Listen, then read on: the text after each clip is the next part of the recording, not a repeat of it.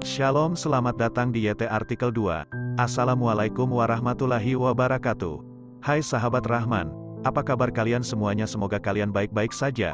Untuk teman pekerja yang jauh, perantau dalam negeri atau di luar negeri, yang jauh dari keluarganya seperti admin, semoga kalian semuanya dilindungi dan diselamatkan dalam pekerjaan masing-masing.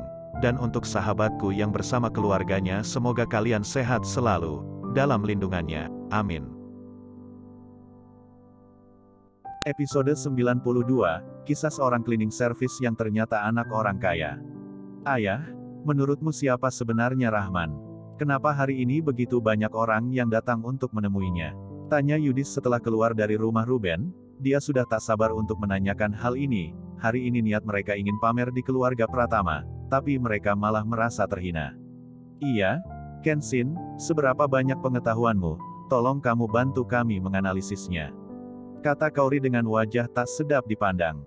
Yang pertama, 11 bos besar perhiasan datang membawa hadiah, dan mendambakan Rahman bagai anak mereka sendiri, dan selanjutnya datang seorang kepala keluarga Jeremy dari keluarga Jordan khusus untuk menemuinya. Jika Rahman hanya seorang gelandangan, bagaimana mungkin mereka akan percaya? Dia pasti orang penting, apa masih perlu ditanya? Dan satu lagi, Yudis, kamu harus berhenti memikirkan Lisa. Mulai hari ini, keluarga Pratama bukanlah keluarga yang sederajat dengan kita, kata Kenshin. Hati Yudis tidak bisa menerimanya, tapi dia tahu apa yang dikatakan ayahnya ada benarnya. Tas yang dipakai Lisa saja seharga ratusan juta. Jika ada acara dan hari besar lainnya, apa yang bisa dia berikan untuknya? Pada saat ini di rumah Ruben, Jeremy melihat orang-orang sekelilingnya, kembali berkata kepada Rahman, "Aku tidak tahu apakah Tuan Rahman memiliki waktu luang, aku ingin mengajaknya untuk minum teh bersama." Rahman mulai sedikit mengerutkan keningnya, berpikir dalam hatinya, dan dengan senyum menjawab, "Boleh." Ini merupakan suatu kehormatan bagi Rahman, atas undangan dari bos Jeremy. Sambil berbicara, Rahman berdiri. Dia tahu Jeremy ada masalah yang harus dibicarakan berdua. Di sini begitu banyak orang, tentu bukan tempat yang pas. Di sisi lain, Desta merencanakan sesuatu. Desta menyuruh Gusti mencari orang untuk menculik Luna. Malam itu di acara pelelangan barang antik, Desta sangat sakit hati kepada Rahman. "Gusti cari seseorang untuk menculik istri Rahman? Ingat, jangan sampai dia mengetahui kalau aku yang mengaturnya." "Siap Tuan Muda Desta," Gusti mengangguk mengiyakan. Saat itu juga, Gusti mencari 4 preman untuk menculik Luna. 4 preman ini terkenal di kota Yusoda. Setelah Gusti mendapatkan preman itu, dia mengatur agar mereka tidak menyebut siapa yang menyuruh mereka. Gusti memberi foto Luna kepada preman itu, dan memberi imbalan kepada mereka. Preman ini tidak takut akan mati. "Ingat, jangan sebut siapa yang mengatur semua ini." Keempat preman itu mengangguk. Lalu pergi ke kantor Harmoni, di perusahaan Luna bekerja. Di saat Luna keluar dari perusahaan untuk mencari makan, keempat preman itu sudah mengintainya dari jauh, mencari tempat yang pas untuk menculik Luna. Setelah Luna memarkirkan mobilnya di tempat pinggir warteg, keempat pria itu langsung membius Luna, dan pada saat itu juga Luna pingsan tak sadarkan diri. Untung saja di saat itu Sisil ada di sana, dan sekilas melihat Luna dibawa masuk ke dalam mobil oleh keempat preman itu. Dia langsung menelpon Rahman. Rahman yang sedang berbincang dengan Jeremy saat ini. Tiba-tiba handphonenya berdering. Ia melihat Sisil yang menelponnya. Ia berkata dalam hati tumben, lalu mengangkatnya. "Halo, Sisil, ada apa?" Sisil dengan singkat menjelaskan apa yang dia lihat barusan. Setelah itu Rahman menutup telepon, dan pamit keluar dulu kepada bos Jeremy dan ke-11 pengusaha lainnya. Ruben ingin menegurnya tapi sudah tidak sempat. Rahman keburu pergi. Jeremy merasa ada yang tidak beres dengan orang yang menelpon Rahman barusan. Begitupun dengan Ruben. Lalu Ruben berkata kepada bos Jeremy dan kepada pengusaha perhiasan lainnya, "Saya minta maaf, mungkin menantu saya lagi terburu-buru," kata Ruben dengan sangat hati-hati. Mereka menjawab, "Tidak apa-apa, mungkin ada hal yang lebih penting di luar sana," kata Jeremy dengan tenang. Rahman menelpon Messi untuk mencari tahu siapa yang menculik Luna di kota Yusoda. Bisa dikatakan Messi sudah tahu semua orang di dalamnya, jadi tidak terlalu susah mendapatkan orang yang menculik Luna. Tidak sampai 10 menit, Messi sudah mengetahui tempat keempat preman yang menculik Luna. Dan Messi langsung mengintai keempat preman itu, setelah melihat preman itu masuk ke dalam hotel Wes. Messi memberitahukan kepada Rahman tempat di mana preman itu membawa Luna pergi. Messi mengatakan kepada Rahman bahwa keempat preman itu membawa Luna ke Hotel Wes. Oke, tunggu aku di depan hotel, dan awasi mereka, jangan sampai mereka mengetahui kalau kamu mengintai mereka. Oke bos, jawab Messi. Saat ini Rahman mengemudikan, mobilnya sangat kencang, sampai-sampai hampir menabrak seorang kakek-kakek di jalan. Setelah sampai di hotel WHS, Rahman langsung menelpon Messi. Halo, Messi, kamu di mana? Aku ada di depan kamar tempat preman itu membawa Luna, jawab Messi. Saat Rahman tiba, di depan kamar hotel dia berkata kepada Messi, apakah kamu kenal mereka? Iya, mereka 4 sekawan preman tidak takut mati, jawab Messi. Tanpa berpikir panjang, Rahman langsung menendang pintu kamar itu. Suara ledakan terdengar. Pintu kamar ditendang hingga terbuka dengan keras. 3 pria berotot dengan setelan hitam bergegas, menghentikan Rahman dan Messi.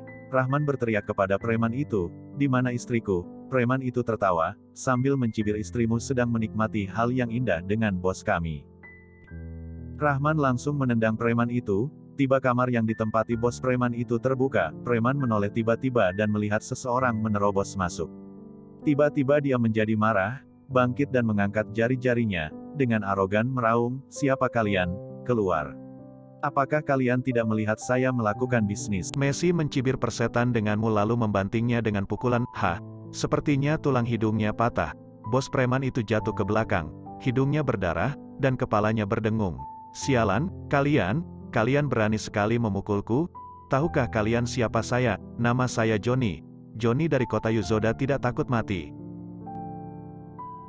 Rahman tidak berpikir banyak langsung menendang preman itu. Johnny menutupi hidungnya mengeram dengan hidungnya yang berdarah. Siapapun kamu, aku tidak takut kepadamu. Messi, lakukan apa yang harus kamu lakukan. Messi langsung berjalan menuju 4 preman itu. Keempat preman itu tidak lagi banyak bicara. Messi berkata, siapa yang menyuruh kalian menculik istri tuan mudaku? Keempat preman itu diam, tidak berbicara sedikitpun. Tanpa lama-lama, Messi mematahkan kaki keempat preman itu. Di sisi Rahman, dia langsung mengangkat Luna dari kamar hotel membawanya ke rumah sakit. Sampai di rumah sakit, 20 menit kemudian, Luna sadar, lalu melihat Rahman yang duduk di samping tempat tidurnya, dan bertanya, apa yang terjadi padaku? Rahman menyentuh pipi Luna dan mencium keningnya, berkata, tidak apa-apa sayang, ayo kita kembali. Rahman menghubungi Messi, untuk mencari tahu siapa dalang dalam penculikan Luna, dan saat itu Rahman mengantar Luna untuk beristirahat. Setelah itu Rahman kembali ke tempat di mana Jeremy menentukan tempat pertemuan. Berada di ruang VIP, kafe kopi Torabika, Jeremy dan Rahman duduk berhadapan, di depan mereka sudah terseduh 2 cangkir kopi Torabika. Tapi, masih belum ada siapapun yang mulai meminumnya. Bos Jeremy, ada masalah apa? Langsung saja katakan, aku orangnya tidak suka basa-basi, kata Rahman. Jeremy Jordan tersenyum tipis, dia mengambil kopinya kemudian menyeruputnya, dan berkata, Tuan Rahman, ini merupakan kopi Robusta yang otentik, mereka hanya menyeduhkannya kepadaku setiap kali aku datang, coba kamu cicipi. Rahman tersenyum, dia mulai mencium aroma kopinya kemudian menyeruput kopinya, sambil mengacungi jempol berkata, ini benar-benar kopi otentik dari Sulawesi, dan ini merupakan jenis kopi yang terunggul. Mata Jeremy berbinar-binar, berkata sambil tersenyum, ternyata Tuan Rahman juga peminat kopi ya. Rahman tertawa, dan berkata, dulu sering minum kopi, hanya saja beberapa tahun terakhir sudah mulai jarang. Oh iya, Bos Jeremy, lebih baik panggil namaku saja, kata Rahman menambahkan. Begini saja, meskipun aku lebih tua 20 tahun darimu, tapi kamu bukanlah sembarang orang, aku panggil kamu Saudara Rahman saja ya, kata Jeremy sambil tersenyum. Rahman mengangkat alisnya, saat ini dia bahkan masih tidak tahu apa maksud dan tujuan dari Jeremy. Saudara Rahman, jujur saja, aku orang yang tidak mudah salut dengan orang. Sejauh ini, hanya 3 orang di kota Yuzoda yang membuat aku merasa salut, yaitu ayahku, kedua Alex dari perusahaan global, dan yang ketiga adalah kamu, kata Jeremy sambil menatap mata Rahman. Aku hanyalah orang biasa, Bos Jeremy, biasa saja, kata Rahman sambil tertawa, dan masih belum bisa menebak niat Jeremy. Saudara Rahman, meskipun kamu menutupinya dengan baik, tapi waktu kamu di Hotel Lion itu sudah bisa membuat aku menebak siapa identitasmu, kata Jeremy. Raut wajah Rahman berubah, dia menatap Jeremy tanpa berkutik. Dalam hatinya dia juga merasa waktu itu terlalu berlebihan dan sedikit ceroboh. Setelah dipikir-pikir, Di kota Yuzoda ini siapa yang bisa membawa uang cash begitu banyak untuk judi batu akik? Dan selain itu, jika bukan karena melihatnya dengan pandangan distorsi, tentu saja bisa menebaknya dengan mudah, bahwa dia sungguh mampu mengeluarkan uang sebesar 12 triliun.